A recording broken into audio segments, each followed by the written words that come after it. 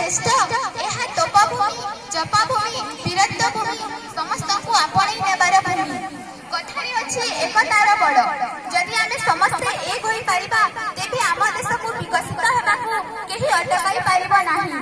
एथि निमंते 31 अक्टोबर 2015 रे सरदार वल्लभभाई पटेल का 140तम जन्मवार्षिकी प्रधानमंत्री नरेंद्र मोदी द्वारा एक भारत श्रेष्ठ भारत योजना घोषणा करागला। भारतीय राज्य एवं केंद्र शासित अंचल मध्य सांस्कृतिक एकीकरण को प्रोत्साहित करने एही योजना अंतर्भुक्त करा जायथिला। भारत एक विविध देश एवं प्रत्येक राज्यर निजस्व संस्कृति भाषा एवं रोषे इत्यादि अछि। एही समस्त राज्यर बासिंदा को परस्पर सांस्कृतिक मूल्यबोध को भल भाव में बुझिबा एवं पार्थक्य को दूर करबा पई एही योजना आरंभ करा जायथिला।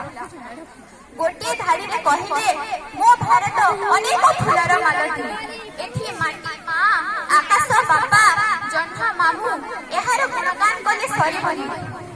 मु मंगल रे पाद रखि पारि माटी को भूले ना मु जंत्र को भल पाए स्वदेश को छाड़ी ना।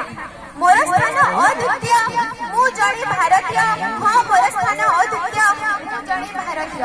केवल एथि कहि जातीय संहति मोर परिचय। जय हिंद जय भारत। धन्यवाद।